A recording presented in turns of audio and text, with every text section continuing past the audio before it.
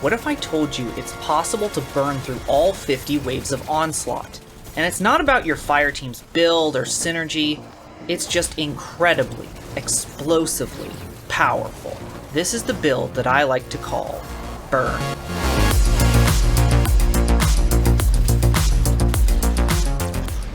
This build is actually two builds, because Onslaught has two basic activities.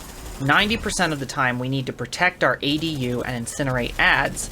The last 10% is the boss encounters that require massive damage, so we need one setup that excels at incinerating adds, and one that can quickly burn down bosses.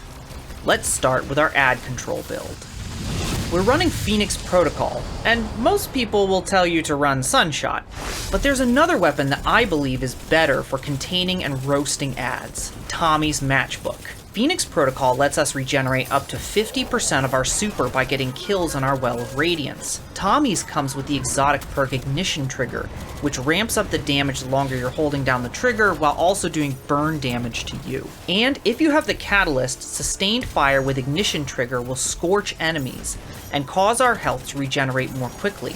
So while Sunshot needs kills to spread Scorch, Tommy's just needs you to hold down the trigger and spray. Also, Tommy's gives us a damage buff the longer we hold down the trigger that stacks with other buffs in our build. Now let's add in our aspects and fragments and take this build from tangy to full-on spicy. If we're going to set ourselves on fire, we need great sources of healing. And that's why we're taking healing grenades, celestial fire, and a healing rift. Especially in later rounds, we want multiple sources of healing for when we get scorched using Tommy's.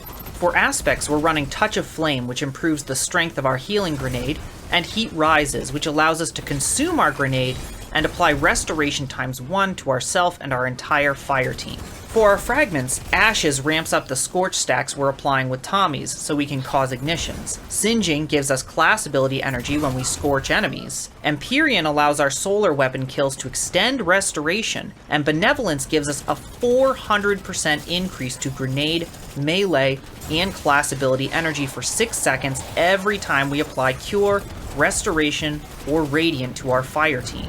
To ramp up our Scorch damage even more, go to your artifact and select Kindling Trigger, Flint Striker, Heart of the Flame, and Wished into Being. Flint Striker causes sustained precision hits to make us radiant. Kindling Trigger causes our solar weapons to apply Scorch, and Wished into Being causes ability final blows to spawn orbs of power when our super is almost charged. And lastly, Heart of Flame buffs the damage from our super when we cast it near our allies, which isn't great on Well, but if you drop it in a group of enemies, you will apply Scorch and in some cases even ignite them.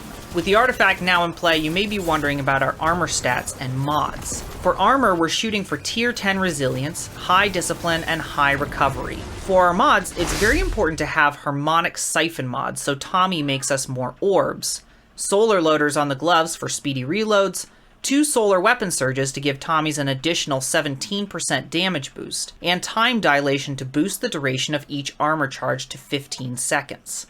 Before we get to the gameplay loop, I left dim links in the description below. If you like this video so far, do me a favor and click the like button. Now, let's get back to the gameplay. When a wave spawns in, we consume our grenade to proc Benevolence and start spraying down enemies with Tommy's. We also drop our Rift, which isn't a waste because our teammates can dip in and out of it for free healing, and we're already getting the massive bump in class ability regen from Benevolence and Singeing, so we'll be getting that Rift back fast. Once our super is full, wait for the next wave to spawn, drop it in a lane, and just let Tommy's sweet, spicy music fill our super meter. Try to spam wells and rifts in places where there are long lanes or you have a line of sight on multiple spawn points. We'll get a portal into the pyramid at wave 6 and wave 10. At wave 6, don't change anything. That's not really a boss. Kill the glowing goons, dunk the spark on the immune mini-boss. At wave 10, we'll get the portal into the pyramid. There's a rally flag right before the boss room. And now we want to go into our menu and swap to our boss burn build. For our boss build, we're combining the Starfire protocol with the Dragon's Breath exotic rocket launcher. Starfire is ugly, but these two weapons are a match made in DPS heaven. You see, Dragon's Breath exotic perk makes it embed itself in enemies and then shoot out this solar fuel that scorches and ignites enemies. So we're doing massive scorching damage over time. And if we get 2 ignitions, Dragon's Breath will automatically reload itself with ×5 fuel. Starfire Protocol gives us 2 fusion grenades, but more importantly, weapon damage we deal from inside our well or an Empowering Rift regenerates grenade energy. So when our Dragon's Breath rocket is scorching the boss and we're in our well, it's loading grenade energy back to us. And when we scorch and cause ignitions with fusion grenades, we're contributing to Dragon's Breath ×5 shot. For our subclass, we're swapping from healing to fusion grenades and an Empowering Rift.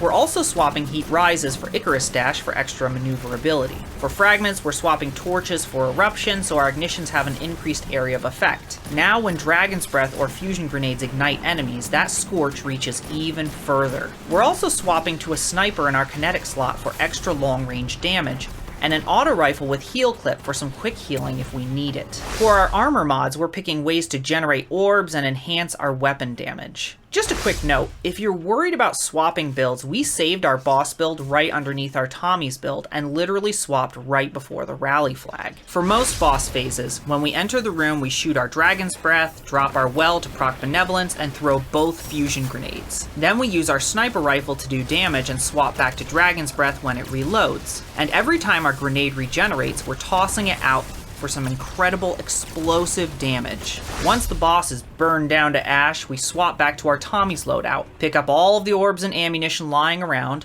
and drop back for the next wave. Rinse and repeat all the way to level 50.